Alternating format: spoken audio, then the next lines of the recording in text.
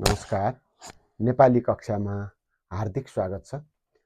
हामीले योभन्दा अगाडिको कक्षामा कर्ताकारक र करणकारकको बारेमा चर्चा गरिसकेका छौँ। तपाईहरुलाई यो कारकमा एउटै चिन्ह लाग्ने विभक्ति चिन्हले अलिकति दुःख दिएको मैले अनुभव गरेको छु। त्यसैले कर्ताकारकको ले चिन्ह र करणकारकको ले चिन्हमा हामीले फरक भएको कुरा अगाडिका कक्षामा चर्चा गरिसकेका छौँ। आज म कर्मकारक र द्वितीय विभक्तिको लाई अनि चतुर्थी विभक्ति र सम्प्रदान कारकको लाई यसबीचमा के फरक छ भन्ने विषयमा यहाँ उदाहरण सहित तपाईहरुलाई म अवधारणा सिकाउँदै छु।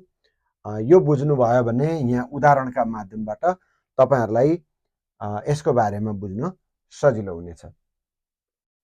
सर्वप्रथम तपाईहरुले एउटा सूत्र के प्रयोग गर्न सक्नुहुन्छ भन्दाखेरि कर्मकारक भनेको कर्म प्रयोग हुने वाक्य हो है। कर्म प्रयोग हुने वाक्य कसरी चिन्ने भन्दाखेरि हामी दुईटा सूत्रबाट चिन्न सक्छौं। जस्तै हामीसँग एउटा के भन्ने प्रश्न छ है, अर्को कसलाई भन्ने प्रश्न छ। यी छुट्टा छुट्टै प्रश्न हुन्। एउटा वाक्यमा हामीले के अथवा कसलाई भन्ने प्रश्नको कुनै एउटाको उत्तर आयो भने त्यो वाक्य कर्म सहितको वाक्य हो भनेर बुझ्नुपर्छ। अनि त्यो वाक्यलाई हामी कर्मकारक हो भनेर चिन्न सक्छौं। जस्तै यो वाक्यमा हेर्नुभयो भने म खाना खान्छु भन्ने वाक्यमा यो क्रियापदमा तपाईहरुले यी दुईटा मध्ये एउटा प्रश्न कुनैको पनि प्रश्न सोधेर उत्तर खोज्न सक्नुहुन्छ। जस्तै म खाना खान्छु भन्ने ठाउँमा के खान्छु भन्नुभयो भने के को उत्तरमा खाना भेटिन्छ है। खाना यहाँ कर्म छ।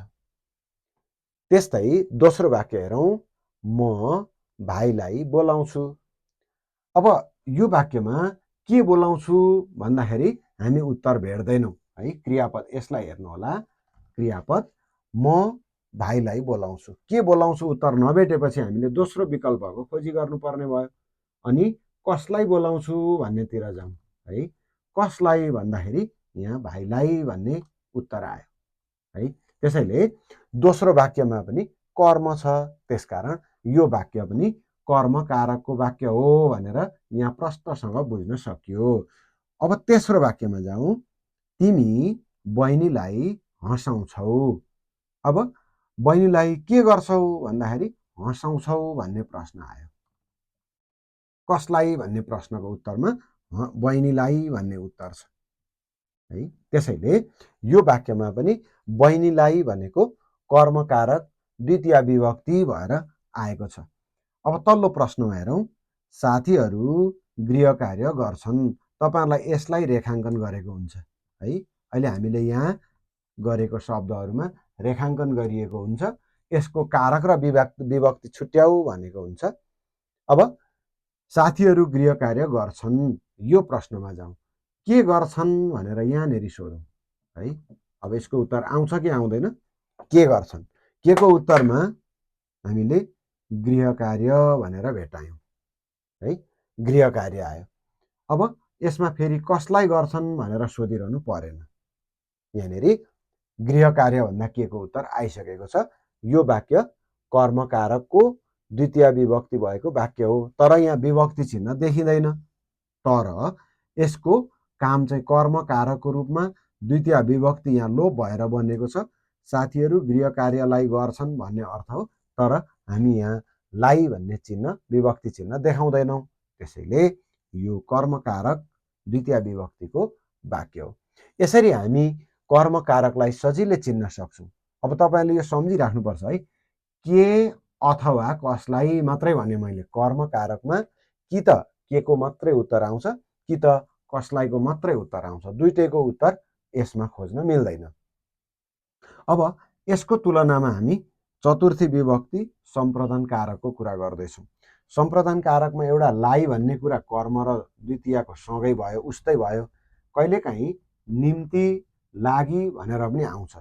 र अर्को हामीले यसमा कर्मकारक भन्दा बाहेक सम्प्रदान चतुर्थी चिन्हलाई अर्को एउटा उदाहरण के खोज्न सक्छौं भन्दा के को पनि प्रश्न सोध्नु पर्यो, कसलाईको पनि प्रश्न सोध्नु पर्यो र कहिलेकाहीँ किन भन्ने प्रश्नको उत्तर आयो भने पनि त्यो वाक्य सम्प्रदान कारकको हो भनेर चिन्न सकिन्छ।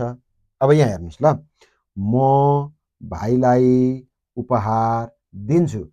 यस्तो वाक्यमा यहाँनेरि सम्प्रदान अथवा चतुर्थी विभक्ति छुट्याउनु पर्यो भने सबभन्दा पहिला के भन्ने प्रश्नको उत्तर खोज्ने। सबभन्दा पहिला है यो क्रियापदमा के दिन्छु भनेर पहिला प्रश्न खोजौँ। त्यस पछाडि हामी कसलाई पनि यसैमा सोध्छौँ है, कसलाई। अब हेरौँ है त, म भाइलाई उपहार दिन्छु। के दिन्छु भन्दाखेरि उपहार भन्ने प्रश्न आयो है, देख्नुभयो नि, यसलाई पत्ता लगाउनुहोस् है। अब माथिको अनुसारको आधारमा हामी छुट्याउँदैछौँ। के दिन्छु भन्दाखेरि उपहार आयो, यहाँ कर्म छ, म उपहार दिन्छु भयो। त्यो उपहार कसलाई भनेको कसका लागि भन्ने हो, यहाँ भाइलाई भन्ने छ। त्यसैले एउटा वाक्यमा के को उत्तर आयो भने यो चाहिँ कर्मकारकको हो, कर्मकारक हो। यसलाई हामी द्वितीय विभक्ति भन्छौँ है, विभक्ति चिन्ह हुँदैन, यो कर्म लिएर बसेको हुन्छ। अर्को चाहिँ के हुन्छ भन्दाखेरि कसलाई अथवा कसका लागि भनेर आयो प्रश्न, त्यसको उत्तरमा भाइका लागि अथवा भाइलाई भन्ने आयो। यो उपहार चाहिँ भाइका लागि हो भन्ने अर्थमा यो भाइलाई भनेर रेखाङ्कन गरिएको वाक्य चाहिँ सम्प्रदान कारक चतुर्थी विभक्ति हो। यसरी हामी कर्मकारक र सम्प्रदान कारक एउटै वाक्यमा सँगै भेट्छौँ है। यो उपहारलाई रेखाङ्कन गरिएको रहेछ भने यो कर्मकारक हो, अनि त्यो चाहिँ कसका लागि हो भन्ने आयो। त्यसैले एउटै वाक्यमा हामीले के पनि र कसलाई पनिको उत्तर भेट्यौँ। अब तपाईँलाई सजिलो हुन्छ, तल्लोमा आउनुहोस् ल। तिमी बहिनीलाई गृह कार्य गराउँछौ। यहाँ सबभन्दा पहिला के को प्रश्न सोधिहाल्ने है। तपाईँले पहिला कसलाई सोध्नु भयो भने उत्तर भेट्न अलिक गाह्रो हुन्छ। त्यसैले के भन्ने प्रश्न सोध्ने है त। के गराउँछौ भन्दाखेरि गृह कार्य यहाँ बसिरहेको छ है, गृह कार्य गराउँछौ। त्यो गृह कार्य चाहिँ कसका लागि गराउँछौ त भन्दाखेरि बहिनीका लागि गराउँछौ भन्ने अर्थमा। त्यसैले यो गृह कार्य चाहिँ बहिनीका निम्ति, बहिनीका लागि हो भन्ने प्रश्नको उत्तर आयो। त्यसकारण बहिनीलाई रेखाङ्कन गरेको वाक्यमा यो शब्द सम्प्रदान चतुर्थी विभक्ति, गृह कार्य भनेर रेखाङ्कन भएमा द्वितीय विभक्ति कर्मकारक भनेर छुट्याउन सकियो। अब योभन्दा म अर्को तपाईँलाई एउटा उदाहरण दिँदैछु। किन भन्ने प्रश्नको उत्तर पनि हामीले सम्प्रदानको बारेमा कुरा गऱ्यौँ। जस्तै विद्यार्थीहरू पढ्नलाई विद्यालय जान्छन् अथवा गए है। विद्यार्थीहरू पढ्नका लागि विद्यालय गए। अब पढ्नका लागि भनेर रेखाङ्कन गरिएको वाक्य आयो, पढ्नका निम्ति भनेर रेखाङ्कन गरिएको वाक्य आयो भने किन गए भन्ने प्रश्नको उत्तरमा पढ्नलाई भन्ने प्रश्नको उत्तर हामी यहाँ खोज्न सक्छौँ। त्यसकारण यसलाई रेखाङ्कन गरेर दिएको रहेछ भने यो वाक्यमा प्रयोग भएको यो शब्द चतुर्थी विभक्ति सम्प्रदान कारकको हो। यसरी हेर्दा कर्मकारक र सम्प्रदान कारकमा अब तपाईँहरूले पत्ता लगाउन सक्नुभयो। के फरक पाउनुभयो हेर्नुहोस् त, यी उदाहरणहरूबाट बुझ्नुहुन्छ है।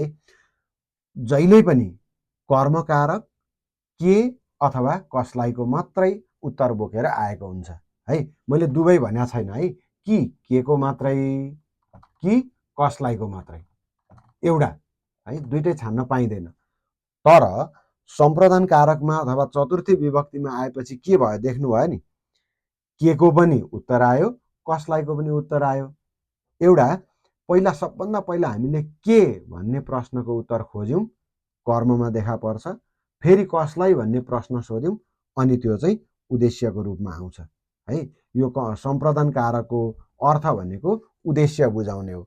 मैले योभन्दा अगाडिको कारक र विभक्तिको परिचयमा तपाईँलाई 6वटा कारक 7वटा विभक्ति भन्ने अर्थमा त्यसको अर्थ लेखनसहित सिकाउँदाखेरि कारक विभक्ति अर्थको बारेमा चर्चा गरेको छु। त्यसकारण सम्प्रदान कारक भनेको उद्देश्यको रूपमा आउँछ।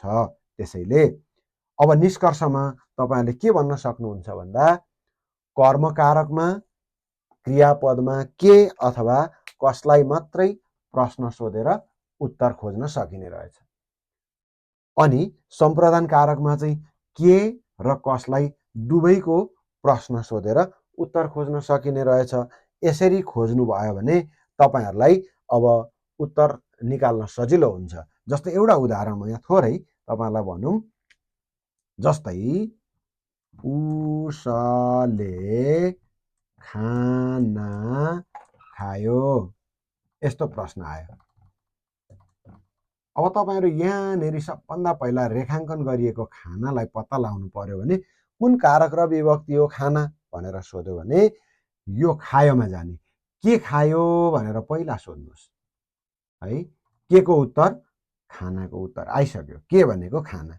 अब यो खाना फेरि कसलाई भनेर सोधौं, उत्तर छैन। त्यसकारण एउटाको मात्रै उत्तर आयो। त्यसकारण यो खाना कर्मकारक भयो, द्वितीय विभक्ति भयो। अब यही वाक्यलाई उसले भाइलाई खाना दियो, आयो हेर्नुस् है, खाना दियो। वाक्य त्यही हो, अलिकति थपिएको छ। उसले खाना खायो, उसले भाइलाई खाना दियो। के दियो भनेर सबभन्दा पहिला यहाँ के को उत्तर खोजिहाल्ने। खानाको उत्तर सजिलै आउँछ। अब फेरि हामीले यहाँ अघि के भनेका छौं, फेरि कसलाईमा जाने भनेका छौं। कसलाई दियो भन्दा भाइलाई दियो है। अब यो भाइलाई चाहिँ सम्प्रदान भएर आयो है। भाइलाई चाहिँ सम्प्रदान भएर आयो, खाना चाहिँ कर्म भएर आयो। यसरी तपाईहरुले कर्मकारक, द्वितीय विभक्ति र चतुर्थी विभक्ति सम्प्रदान कारकलाई सजिलै बुझ्न सक्नुहुन्छ। यो विद्यार्थीहरुलाई धेरै समस्या पर्ने शीर्षक हो, अभ्यास हो। कहिलेकाहीँ उस्तै लाग्छ, हेर्दाखेरि उस्तै लाग्छ, तर कर्म र सम्प्रदानमा यसरी फरक भेट्न सक्नुहुन्छ। यी उदाहरणका माध्यमबाट तपाईहरु अरु थप उदाहरणहरु पनि सिर्जना गर्नुहोस्, अभ्यास गर्नुहोस् र एउटा अनुच्छेदमा कर्म र सम्प्रदानको रूपमा एउटै शब्दलाई लाई भएर आएछ भने तपाईले छुट्याउन सक्नुहुन्छ। चिन्ह नलागेको अर्थमा आयो भने कर्ममा पर्ने भो, लाई चिन्ह लागेर आयो भने सम्प्रदानमा पर्ने भो। यसमा के कसलाई दुवैको प्रश्न सोध्ने, विकल्पमा किन भनेर पनि प्रश्न सोध्ने। यसरी तपाईहरुले सजिलै छुट्याउन सक्नुहुन्छ। अब हामीले कर्मकारक, द्वितीय विभक्ति र सम्प्रदान कारक, चतुर्थी विभक्तिको बारेमा शब्द उस्तै भए पनि, चिन्ह उस्तै भए पनि छुट्याउने तरिका बुझ्यौं। त्यसैले आजलाई हामी यति नै गर्छौं। बाँकी कुरा फेरि अरु कारक र विभक्तिको बारेमा म तपाईहरुलाई जानकारी दिँदै जान्छु। हस्त, धन्यवाद।